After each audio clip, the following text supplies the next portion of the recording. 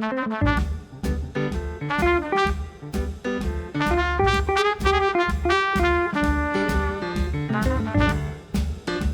decía, pero nadie parece estar sintiendo lo que yo estoy sintiendo, nadie parece estar pasando por la situación que yo estoy pasando. Debe ser que soy un bicho muy raro. Una disposición a descubrirse, yo creo que es como la historia de mi vida, constantemente ir mirando quién vengo siendo. ¿Ya te descubriste? No, para nada, porque ahora resulta que me doy cuenta que uno descubre una parte de quién es, pero el resto se la inventa. El resto es una construcción que uno tiene que hacer y es un experimento. Yo he salido con chicos antes de haberme casado, salí con chicas, salí con chiques y realmente considero es que uno quiere a la persona entrañablemente y finalmente la anatomía acaba como en un segundo plano. Y yo le decía, no, pero mamá, es que su merced tampoco sabía lo que nos estaba pasando. Eso nos estaba pasando y no teníamos palabras. Los indicadores de la velocidad del calentamiento actúan en contra nuestra. No estamos listos para vivir en un mundo que se ha calentado en 20 años 0.5, 0.7 grados centígrados. Lo no que estamos no había pasado listos. antes, nunca. Nunca había pasado tan rápido.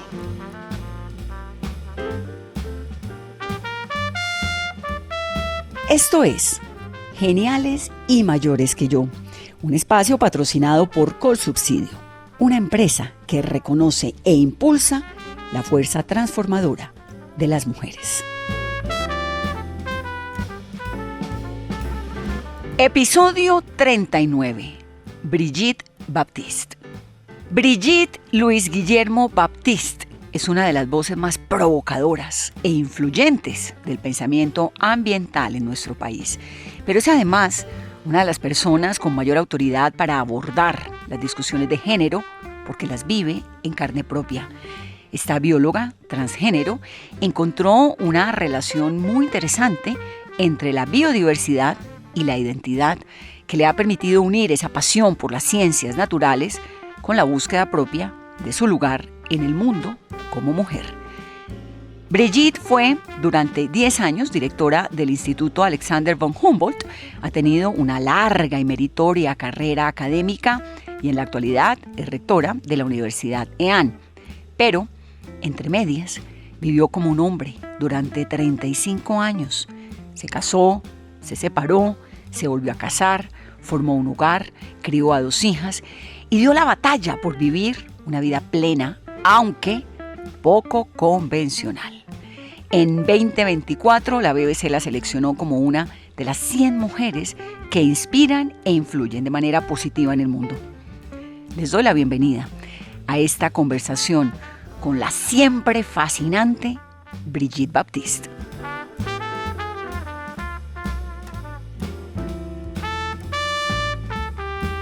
Me da un gusto infinito comenzar esta nueva temporada de Geniales y Mayores que Yo con una invitada que es de todo, absolutamente brillante, absolutamente polémica, absolutamente atrevida, novedosa, por supuesto, genial y por supuesto mayor que yo. Brigitte Baptiste, bienvenida, qué gusto. Vanessa, el gusto es mío. Muchas gracias por tus palabras. Bueno, pues qué emoción. Además, Brigitte tiene el libro, se llama Transecología, donde por supuesto habla de todo lo que es ella, las transformaciones del mundo. Ya es una mezcla rarísima, es un personaje bien especial que en esta conversación voy a tratar de desglosar para que podamos entender qué es lo que hay detrás de toda esa diversidad que ella representa y por la cual ha luchado tanto en Colombia. ¿Cómo has estado, Brigitte? Muy bien, por fortuna, Vanessa. Muchas gracias. Muy contenta en este inicio de año porque hay mucho trabajo por hacer. Trabajando en la universidad, en proyectos familiares, personales. Tú comenzaste tu carrera siendo arquitecta, ¿cierto? Estudié arquitectura hasta que un profesor me hizo notar mi falta de talento y le agradecí siempre. ¿Y eso fue en qué semestre? Estamos hablando de 1982. Hice un año de arquitectura. Un año. ¿Y qué pasó? Pues yo me encontraba como en ese proceso creativo que implica la construcción, que implica el diseño de lo que hoy diría diseño de hábitat, ¿no? Diseño de casas, apartamentos, diseño de infraestructura, y trabajaba todo como si fuese teatro. Y el profesor estaba muy ofendido, decía, no, pero es que sus maquetas parecen de teatro y eso no es serio. El mundo construye casas de verdad, no vive en un escenario. Y yo no lo entendía y finalmente eso implicó esa ruptura. Decía, porque yo sí creo que el mundo es muy un escenario. Pero dejar una carrera es difícil, ¿no? Y sobre todo con mi papá, que no tenía los recursos para estar moviendo a sus hijos, a sus Claro, porque hijas eso vale de plata, porque universidad a además universidad. aplicar, pasar, todo eso, la decisión es compleja. Sí, sí. Y me pasé a biología en un brinco que nadie entendió después de pensarlo mucho dentro de la misma universidad, que para que me valieran materias. Ese fue el cuento que yo le eché a mi papá. Pero fíjate la importancia de las decisiones, Brigitte. Sí. Porque tú eres biología desde cualquier óptica, ¿no? Y de golpe termina uno frustrado estudiando algo que no es lo que le corresponde y resulta que termina siendo toda la vida una persona frustrada. Se necesita una convicción y una libertad también y determinación. Una disposición a descubrirse. Yo creo que es como la historia de mi vida. Constantemente ir mirando quién vengo siendo. Con qué me siento satisfecha en este momento, con qué no me siento satisfecha y qué quiero buscar. Y pues ese es el motor del cambio constante, ¿no? ¿Y estás cómoda con lo que eres? Estoy muy contenta, muy feliz, aunque ya me duelen los huesos, pero pues aguanto. ¿Te duelen los huesos? ¿Por qué? Pues los 62 años, yo me imagino. 62. El papá y la mamá, ¿cómo eran cuando joven? ¿Cómo te criaron? Sobre todo con mucha libertad, ¿no? Con mucho respeto a mi autonomía. Pues yo siempre fui muy nerdita, ¿no? También me encantaba estudiar. ¿Era una familia grande o pequeña? No, muy chiquitica porque, digamos, de ambos lados provenimos de migrantes recientes de España y de Francia que se encontraron aquí en los llanos y que hicieron su vida en Bogotá. Entonces yo tengo unos poquitos primos, de hecho solamente tengo 2 primos sobrevivientes, una hermana que falleció, entonces realmente soy muy cuzumbasola hoy en día. Brigitte es francés. Sí. ¿No? ¿Y Baptiste? Y Baptiste también. También. Sí, también. El papá era francés. Mis abuelos eran franceses. Los abuelos. Sí. ¿Y llegaron a Colombia por qué?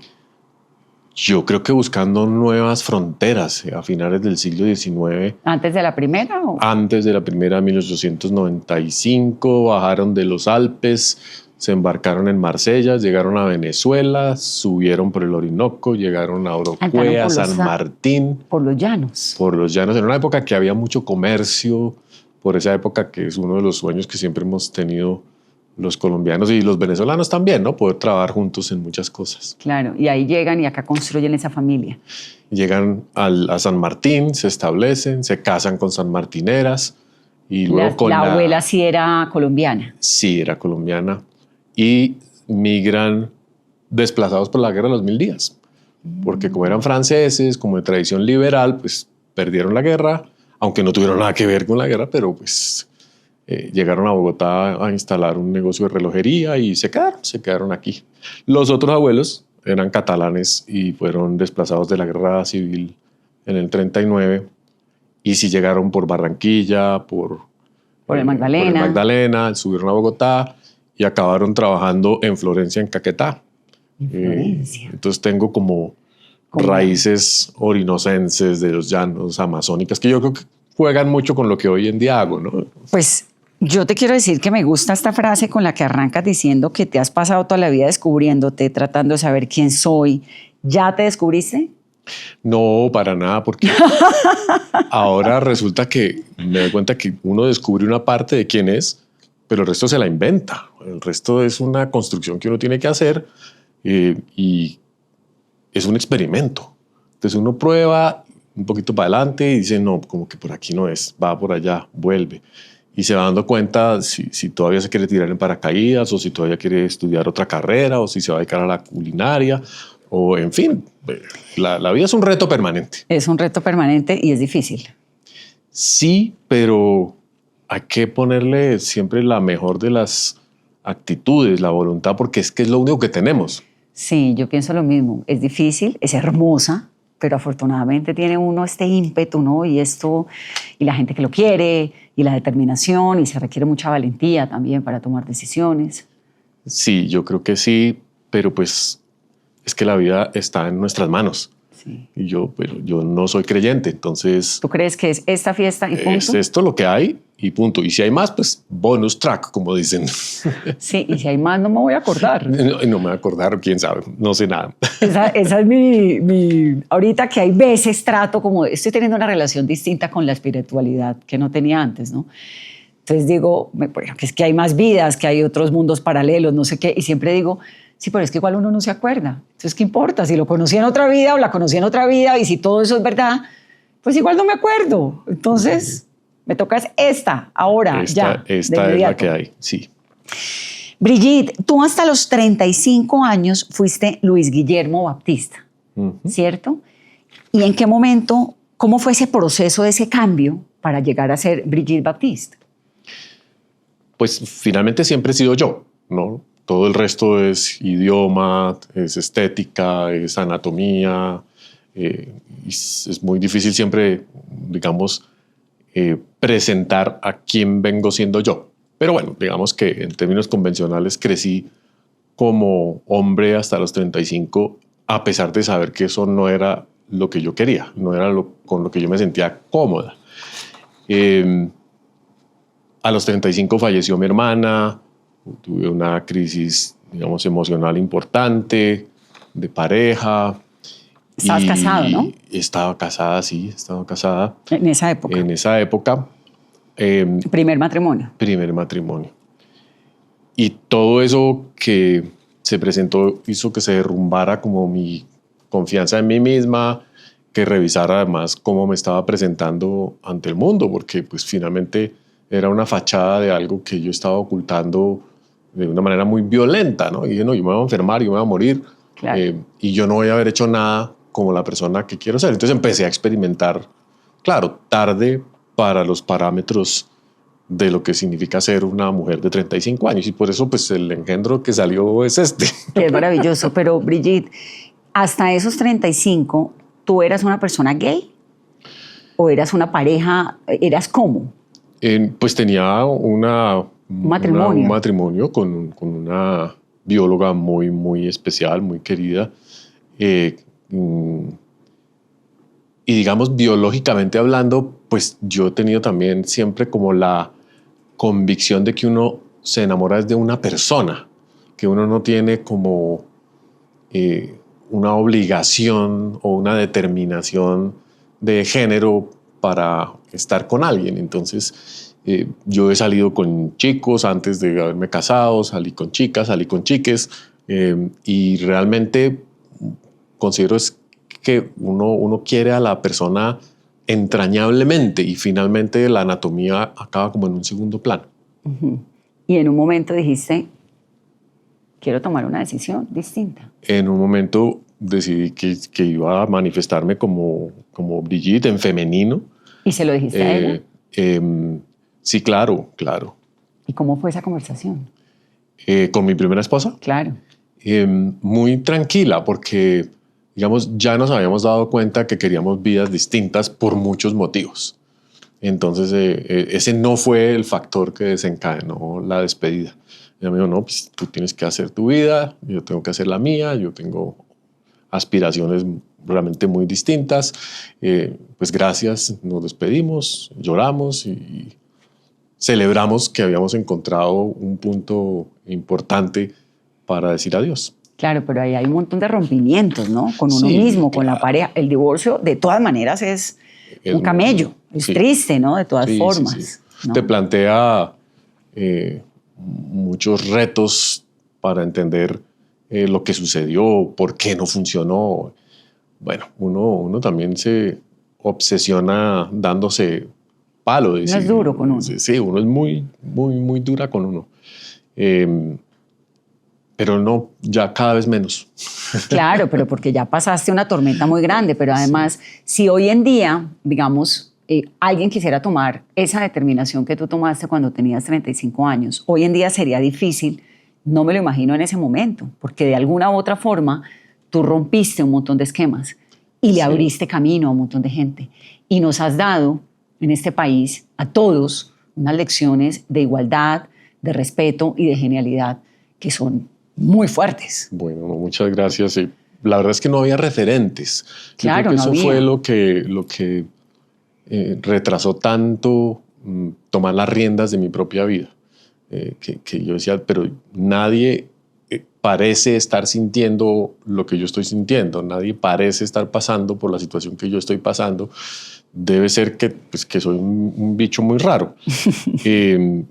Cuando yo crecí, las personas gay ya eran bichos raros, pero por lo menos se hablaba de la condición homosexual. En los años 80, en los años 90, sí se hablaba mal, además, pues era un delito.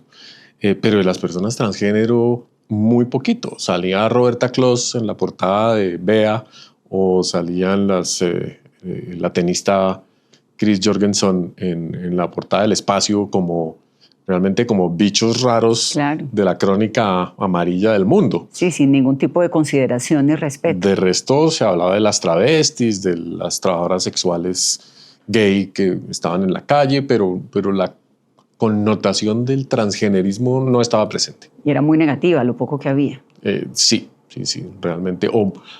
O digamos, se escondía detrás de lo performativo, ¿no? Del teatro, de las que comenzaban a aparecer las drag queens, de la vida nocturna en las discotecas. Y pues yo era estudiante de biología, a mí me gustaban otras cosas. Me encantan las drag queens, pero nunca pensé hacer la vida como dedicada a eso, como RuPaul, que por ejemplo, que hace unas cosas maravillosas, ¿no? Claro. ¿Y qué pasó en la universidad en esa época? ¿Qué pasó en tu vida, digamos, más allá de la pareja, lo que me estás contando? ¿Eras bióloga, eras profesora en esa época? Sí, después de todo eso, digamos en los años 94 al 2000, yo fui un tiempo profesor en la universidad, después pasé al Instituto Humboldt, pero en el 98 conocí a Adriana, cuando yo ya había decidido ser Brigitte, claro, en una transición que hice entre la universidad, el Instituto Humboldt, donde fui en su primer momento investigadora y coordinadora de programa, y donde comencé como a hablar del tema abiertamente. Es que yo tengo la sensación, no sé si estoy equivocada, de que la ciencia, la biología, el conocimiento y todo ese rigor académico que has tenido fue como un gran salvavidas en medio de toda esa situación que tuvo que haber sido fuerte. Muchísimo, porque en la idea de diversidad encontré primero como mucha ilustración, pero mucho consuelo, mucha alegría, y paulatinamente, a medida que iba entendiendo cómo se genera la biodiversidad, cómo evolucionaba, cómo funcionaba la transformación de la vida en el planeta, dije, no, pero pues eso es lo que nos pasa a las personas también. Es obvio que si hacemos parte de ese mundo vivo, nosotras tenemos la posibilidad de devenir otras cosas. Claro. Lo que pasa es que hay reglas distintas, reglas de juego que no necesariamente son las de la selección y la evolución tal cual como la conocemos para los otros bichos. Claro, como lo propuso Darwin. Como lo propusieron Darwin y otros y todos los demás que siguieron. Entonces nuestra evolución es distinta. ¿Quién te acompañó en ese proceso? Todos mis profesores, el decano de la Facultad de Estudios Ambientales, las directivas de la Universidad Javeriana fueron espléndidamente generosas y queridas conmigo. La gente decía, pero ¿cómo? Si son curas, jesuitas. Son jesuitas. Y yo les dije, precisamente por eso. No, en la universidad fue mi casa más querida y me costó mucho irme. Me costó mucho irme porque me cuidaron mucho. ¿Y la familia, papá, mamá? Y siempre al lado, siempre muy especiales. Mi única tía también muy solidaria. No, digamos, del lado de la familia lo único que tengo es palabras de gratitud, a pesar de que sé que muchas cosas no las entendieron, ¿no? Mi mamá ya falleció, y con los años me decía, pero yo hubiese sabido que tú sentías eso desde chiquita, te hubiera apoyado. Claro, pero de golpe... me pidió perdón y todo. Y yo le decía, no, pero mamá, es que su merced tampoco sabía lo que nos estaba pasando. Eso nos estaba pasando y no teníamos palabras. Pero sí, mi mamá siempre estuvo presente, mi papá siempre estuvo presente, hiciera lo que yo hiciera. Claro, y tú también chiquita, uno como levanta la mano para decir... Uno levanta la mano para decir, me voy contra el mundo. Yo ¿no? quiero tener trencitas y moñitos. Y pues mi papá me decían, no haga eso porque no le va a ir bien. Claro, hoy en día es distinto. ¿En qué ha cambiado el mundo, ese mundo, con el de hoy? ¿Cómo lo ves? Pues todavía los niños que dicen que quieren que les hagan trencitas y moñitos no es que les vaya muy bien en los colegios. Ahí hay un tema importantísimo para seguir trabajando en la construcción de las identidades y la libertad de cómo crecemos. Pero sí es cierto que tenemos referentes infinitos de la diversidad de género, de la diversidad sexual, de la diversidad de formas de familia que están visibles y que ayudan a que cada quien pueda entenderse un poquito mejor y decir, mire usted, hay gente que hace este tipo de cosas, hay gente que le gusta el trombón, hay gente que le gusta el café, hay gente que le gusta bailar salsa. Eso es parte de la vida. Y hemos bajado un poco la tensión sobre esos temas, pero otra vez el péndulo está como regresando, ¿no? Sí, pues sí, con todo lo que está ocurriendo además en el mundo, yo lo veo muy como ligado también a los movimientos políticos, ¿no? Los absolutismos que van y vienen, permiten ciertas libertades a veces las democracias, luego se vuelven frágiles y todo eso conlleva también pues la relación que terminan teniendo de aceptación y de tolerancia de los seres humanos. Sí, y eso, digamos, pinta un futuro complejo para hombres y para mujeres, en un mundo donde no hay crecimiento demográfico suficiente, donde hay pocos jóvenes y estudiantes, estamos cerrando colegios en Colombia, comienzan a aparecer estos mensajes de que las mujeres son las culpables, que dejaron de tener hijos y dejaron de ser madres, y comienzan a aparecer los reclamos.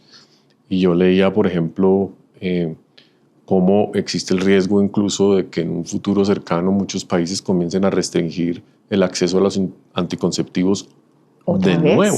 Sí, después de que es una de las grandes conquistas de la salud pública y de la libertad de las mujeres. Yo no sé las mujeres qué van a decir ahí, pero pilas con eso.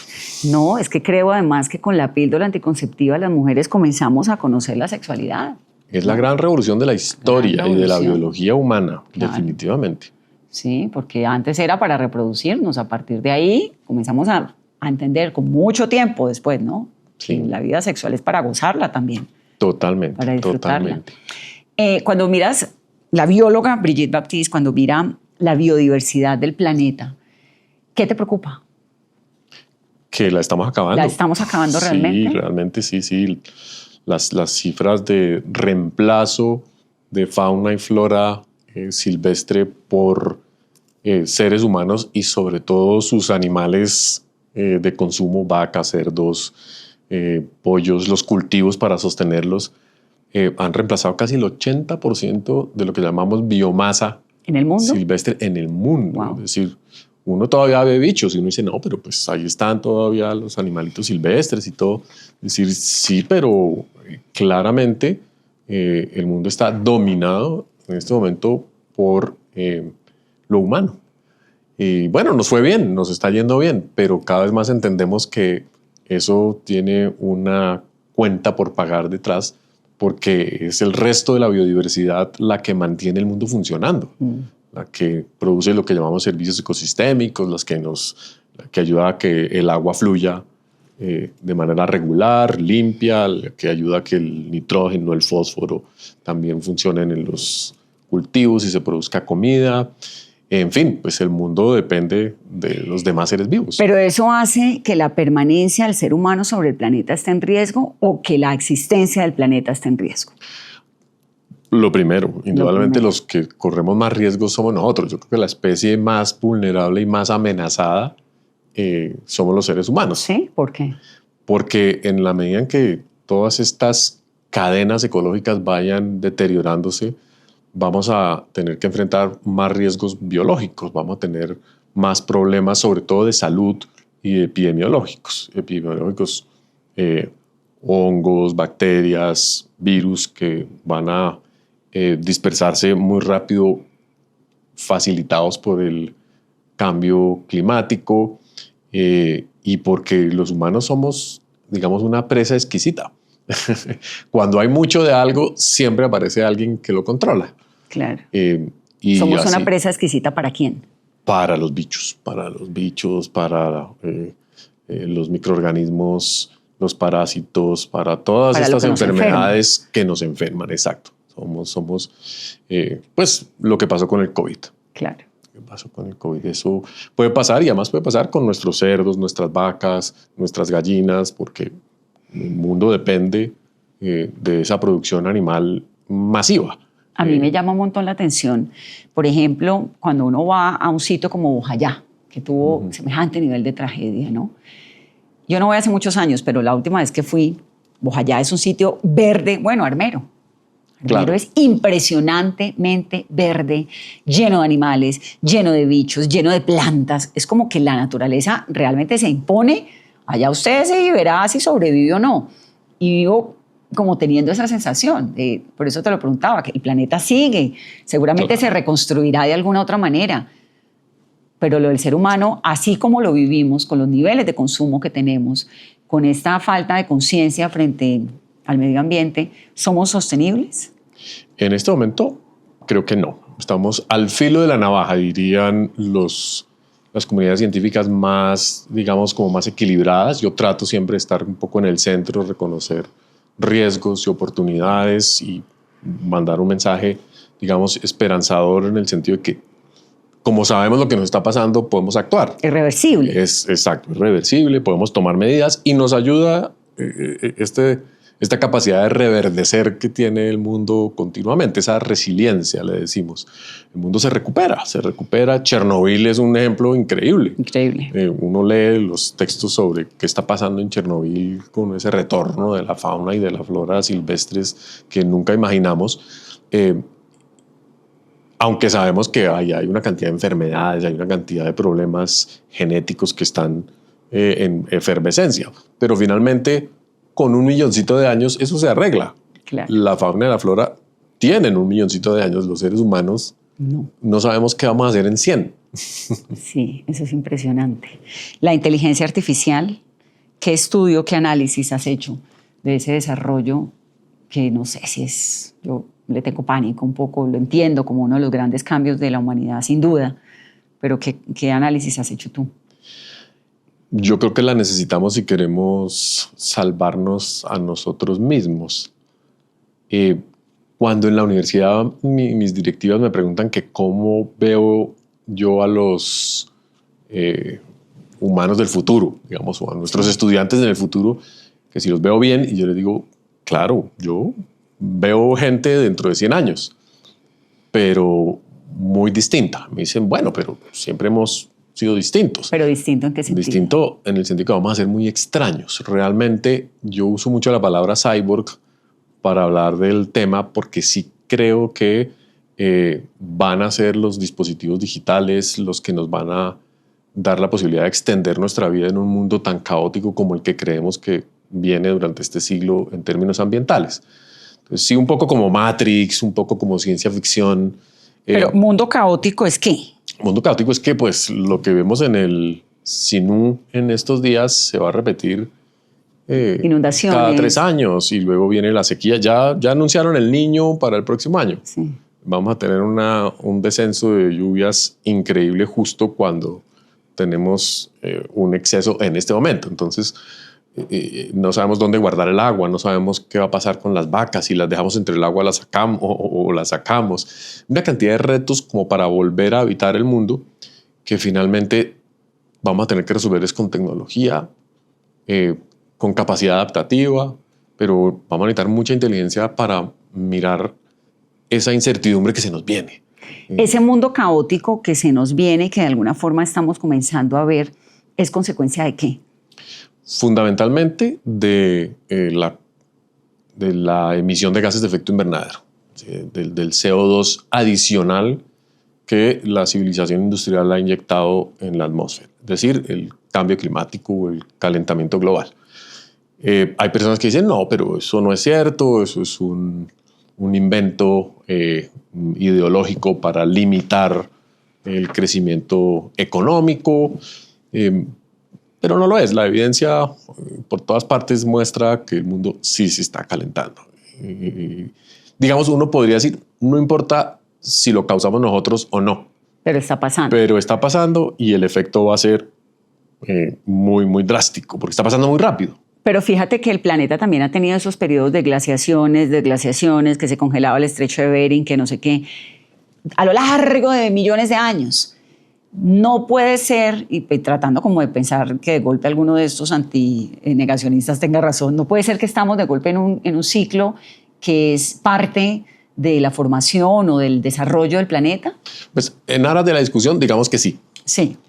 Pero los indicadores de la velocidad del calentamiento actúan en contra nuestra. No estamos listos para vivir en un mundo que se ha calentado en 20 años 0.5, 0.7 grados centígrados. ¿Lo no que estamos no había pasado listos. antes? ¿Nunca? Nunca había pasado tan rápido. Okay. Ese es, digamos, lo que nos preocupa. Cuando uno mira la cantidad de ácido carbónico en los océanos y la mortalidad de corales, dice, uy, ¿qué va a pasar con las pesquerías dentro de 20 años? Claro, uno dice, de golpe es algo alarmista, de golpe los corales se adaptan de una manera sorpresiva y vamos a tener otra clase de mundo. Tenemos la flota china pesquera hoy en día persiguiendo cardúmenes de calamares Sí. De una manera increíble, pero porque hay más calamares que nunca. Entonces, hoy hay más calamares de golpe también porque el calentamiento ha favorecido reproducción. su capacidad adaptativa. Tuvimos langostas por cantidades en la costa oriental de los Estados Unidos porque el mar se calentó y las langostas prosperaron infinitamente. El precio de la carne de langosta se volvió nada y empezamos a comer langosta, hamburguesa de langosta en todas partes. Claro, lo que antes era un lujo y un privilegio se convirtió en un camarón gordo.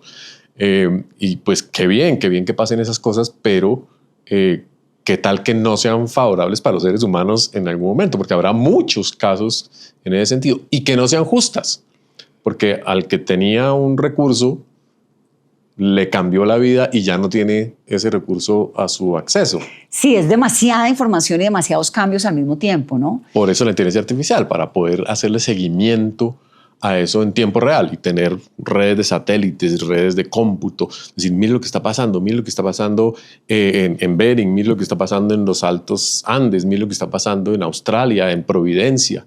Y con eso ir armando escenario y decir, movámonos para acá, movámonos para allá. Pero me encanta tu pensamiento de la inteligencia artificial porque yo siempre pienso que nos van a volver brutísimos.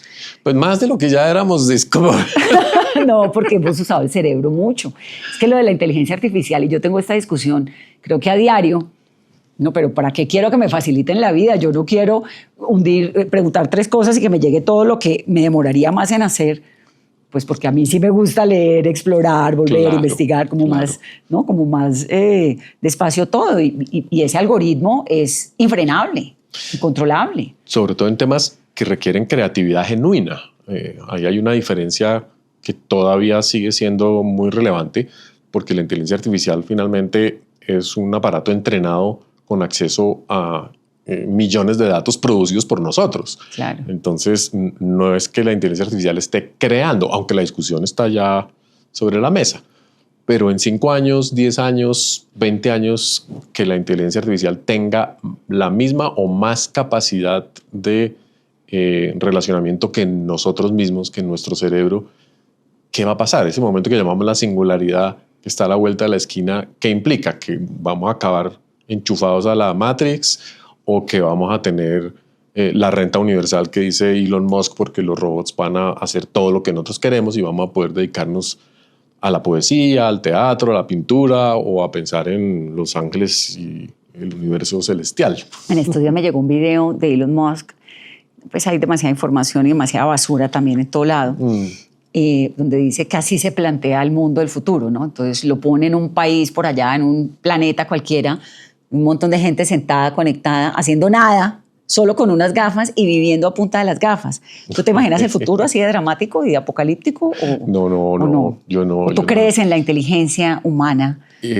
Tengo esperanzas, sí, pero también creo que habrá gente que no le juegue a eso, digamos, gente que le gustará así, lo orgánico, que le gustará lo nativo y que no querrán estar expuestos u operar bajo esas lógicas. Entonces, yo creo que la humanidad se va a partir en varias como especies culturales. Las que son capaces de habitar el mundo del metaverso y están felices ahí, se transformarán en sus gafas. En sus gafas permanentes. No, y además no serán gafas ya, serán un par de dispositivos que nos conectan vía Wi-Fi con otra cantidad de dispositivos. Es decir, el ecosistema va a cambiar sustancialmente, pero no es obligatorio. Eso es lo que es más importante y lo que siempre recalco: hay que preservar la libertad de lo humano para que pueda escoger a qué máquina se enchufa si quiere. ¿Y tú a qué máquina te enchufas? Yo me enchufo a todas.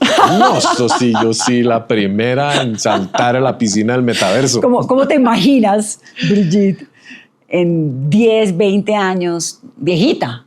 Sí, 50 años. Espero que no me toque enchufarme a la UCI, porque no. esa es una de las máquinas, digamos, con las cuales avisoramos lo que puede llegar a pasar. Porque toda esa tecnología para mantener un cuerpo, digamos, pues lo vimos inconsciente en la pandemia pero también, vivo, ¿no? Lo vimos en la pandemia. Tiene mucho que ver, por ejemplo, con la idea de los viajes espaciales, de que te congelan y te mandan durante 1000 años a llegar a otro planeta. Podría ser, eso no es ya tan insensato.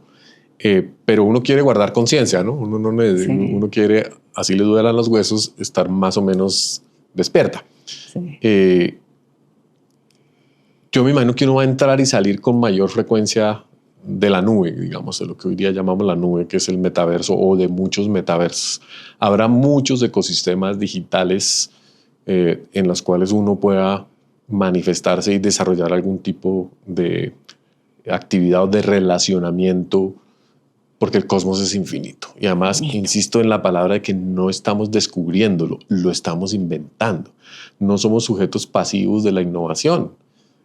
Pero hay muchas personas que sí, digamos, muchas personas dicen, no, pero es que yo perdí control de mi vida. Pues a ver, a espabilarse, claro. Retómelo. Claro, pero digamos en esos pensamientos tuyos profundos sobre el universo, sobre el ser humano existiendo en este planeta, yo no sé ni de qué forma ni cómo, pero tiene que haber vida en otro lugar. No sé si estás de acuerdo con eso. Sí, yo sí creo que hay vida y sobre todo estructuras orgánicas, organizadas, y ahora, vida que haya evolucionado como nosotros, con inteligencia como la nuestra.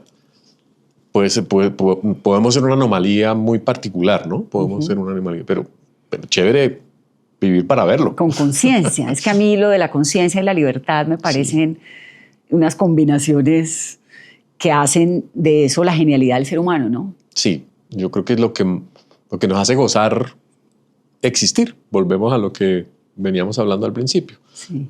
Brigitte, ¿qué ecosistema te fascina? Que digas, mira, si no conoces o en tu vida no has visto esto dentro del planeta o dentro del mundo o dentro de los ecosistemas, no te lo pierdas. Disfruto mucho la diversidad de ecosistemas también. Pero ahora compramos con Adriana casa en Puerto Carreño. Puerto Carreño. Porque el río Orinoco es realmente espléndido. Es una locura, sí. Todas estas gigantescas montañas de piedra, el escudo de Guyana con todo su misterio, todas sus cuevas, las sabanas colombianas, la Orinoquia. Me fascina. Pero contrastaría con un ecosistema como el Ártico. Estuve hace un año en el norte de Finlandia.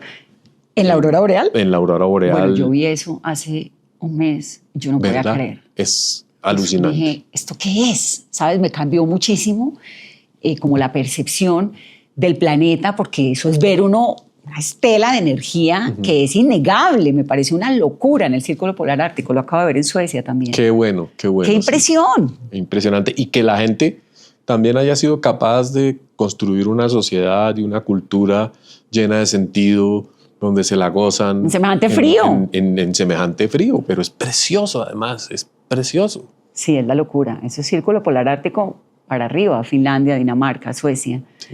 Sí. ¿Cómo es Adriana? Un amor. ¿La conociste a los cuántos años? La conocí hace 26, 27 años. Ella tendría 30, un poquito menos de 30, 28. Y yo le llevo 9 años. 9 años. Ella siempre muy vital, también muy exploradora, muy estudiosa.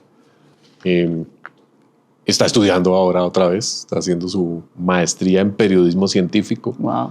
Aunque reniega todos los días de estar estudiando, pero pues estudiar es siempre un placer. Sí. Un ¿Pero goce. está haciendo carrera? La maestría. La maestría. Ella estudió literatura y siempre ha sido editora, siempre ha sido una persona que le gusta digamos, el procesamiento de información, la creación de relatos, la búsqueda de sentido en lo escrito. Y claro, ahí nos entendemos. Yo aprendí de ella infinidad con esa perspectiva, digamos, innovadora en la cultura. Porque en biología tendemos a ser mucho más prudentes y pensar más en el descubrimiento. En cambio, en las ciencias humanas y las ciencias sociales estamos más atentos a la innovación y a la experimentación. Experimentar en biología es jugar con la vida. Entonces uno tiene que tener unos estándares bioéticos muy grandes, mucho cuidado con todo. En cambio, en la cultura uno no tiene que tener ningún estándar. Uno puede hacer como Doris Salcedo y romper la Galería Tate. Y listo. ¡Wow! ¡Pasó! Sí. Y tienen 2 hijas. Tenemos 2 hijas. ¿De qué edades? Candelaria tiene 24 y Juana Pasión tiene 22. 2 hijas con 2 mamás, obviamente. 2 hijas con, como dice Juana Pasión, una mamá y una papá. Y las hijas, bueno, ya están grandes. Sí. ¿Cómo fue esa conformación de la familia? Pues de lo más convencional del universo, porque nacieron ahí. Entonces, para ellas, como dice en la propia definición que hicieron un día, la naturaleza es a lo que uno está acostumbrado. Entonces ellas nacieron en una familia lo más normal del mundo. Claro, que era la de ellas. Que era la de ellas, sí. Ya con el tiempo me imagino que se fueron dando cuenta de que no era el caso. Que había una cosita ahí. Sí, exactamente. Pero lo asimilaron y dijeron, bueno, pues hay papás que son senadores de la República. Eso es peor, más raro. Y bueno, a veces. Sí. Mira, Brigitte, ¿y la adolescencia de las hijas? La adolescencia es difícil. ¿Cómo fue la adolescencia de tus hijas, de Candelaria y de Juana? No sé para ellas, habría que preguntarles, obviamente, pero para nosotras fue preciosa. Digamos, toda la experiencia de acompañarlas en su vida ha sido un goce. No tenemos memoria de momentos de crisis, de momentos duros. No, siempre muy, muy congenial. Y yo creo que se debe al profundo respeto que tenemos que hemos tenido, digamos, en el crecimiento de ellas, pues para no imponerles cargas adicionales a lo que ya implica encontrarse a sí mismas. Claro. Entonces las dejamos siempre, pues que fueran encontrando su propia identidad, su propio destino. Y tienen una familia bonita. Espectacular, una familia. ¿Te enorgulleces? Sí, me siento muy, muy feliz y disfrutamos mucho nuestra compañía mutua, aunque Juana está viviendo en Madrid, porque está estudiando allá, y Candelaria pues ya tiene su vida casi profesional e independiente, pero no es sino que diga vamos de viaje y aparecen las dos con colas. Ay, Brigitte, no sabes la felicidad que me da tenerte aquí. Además, comenzar este capítulo, esta temporada nueva de Geniales y Mayores contigo. Te admiro profundamente, me pareces un personaje así como maravilloso, de verdad. Me encanta. Te pude descubrir mucho en el libro de manera muy genial que hizo mi colega Diana Calderón. Y pues me lo voy a devorar, pero te agradezco mucho la disposición para estar acá en Geniales. No, Vanessa, gracias a ti. Muy invitada también al documental Brigitte Planeta B, que estará en salas el 23 de abril en todo el país. Haré una gira para acompañarlo. Bueno, pero entonces te espero para entrevistas sobre eso. Ah, bueno. Claro, porque este es podcast, pero hacemos una entrevista con el documental. Claro. por supuesto. Encantada. Y siempre adelante. Espero verte en 2 años y en otros como para seguirte haciendo el recorrido A ver cómo de tu vida tan genial que es. evoluciona o involuciona el bicho. ¿Cómo sigues evolucionando? Gracias, Brigitte. Gracias, Vanessa. Gracias por escucharnos. Geniales y mayores que yo es posible gracias a Colsubsidio. Y gracias también a Carolina Trinidad, Julián Urbina, Alejandra García, Andrés Felipe Valero, Kevin Rojas, Nicolás González y María Pérez. Todo el equipo de producción de Geniales y Mayores que yo.